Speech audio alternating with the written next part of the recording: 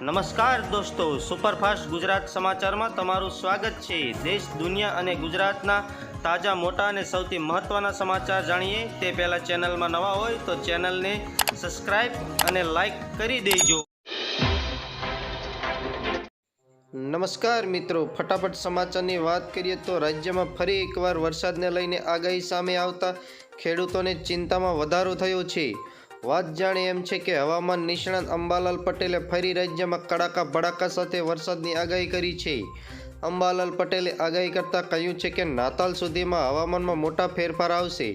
આ સાથે તેમણે 23 ડિસેમ્બરે ગુજરાતમાં કમોસમી વરસાદની આગાહી કરી છે।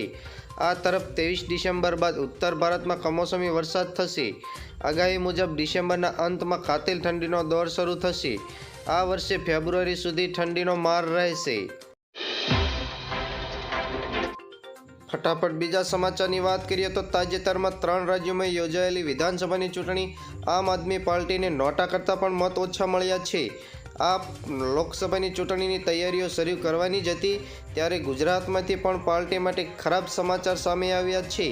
અહીં પાર્ટીના 40થી વધુ કાર્યકર્તાઓએ સામૂહિક રીતે રાજીનામું આપી દીધું છે। જણાવી દઈએ કે રાજીનામું ગુજરાતના ભરૂચ જિલ્લામાંથી આવ્યા છે। ફટાફટ બીજા સમાચારની વાત કરીએ તો સોનાના ભાવમાં શુક્રવારે તેજી જોવા મળી રહી છે। સોનાના ભાવ હવે પ્રતિ 10 ગ્રામ 63,000 નજીક પહોંચી ગયા છે। બીજી બાજુ ચાંદીના ભાવમાં પણ ઉછાળો જોવા મળી રહ્યો છે। નિષ્ણાંતોના મુજબ એક સમયે પ્રતિ 10 ગ્રામ 60,000ના સ્તરે વેચાતું સોનું હવે મોંઘું થઈ ગયું છે। ફટાફટ બીજા સમાચારની વાત કરીએ તો ગુજરાતમાંથી એક વર્ષમાં 1.52 લાખ રેશન કાર્ડ રદ કરવામાં આવ્યા હોવાનું સામે આવ્યું છે। એક વર્ષમાં સૌથી વધુ રાશન કાર્ડ રદ કરવામાં આવ્યો તેવા ગુજરાત સ્થાને છે।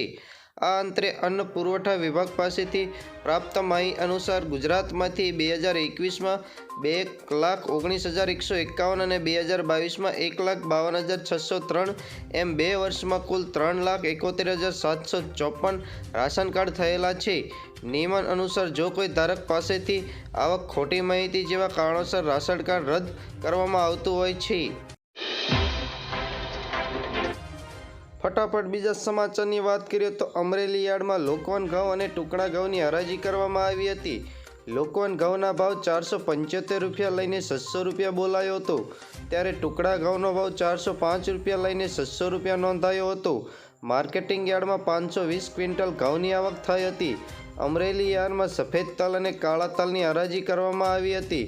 સફેદ તલના ભાવ 2,305 રૂપિયાથી લઈને 3,325 રૂપિયા નોંધાયો હતો। માર્કેટિંગ યાર્ડમાં તલ કાળાનો ભાવ 2,000 રૂપિયાથી લઈને 3,187 રૂપિયા ભાવ બોલાયો હતો। યાર્ડમાં 160 ક્વિન્ટલ તલની આવક થઈ હતી।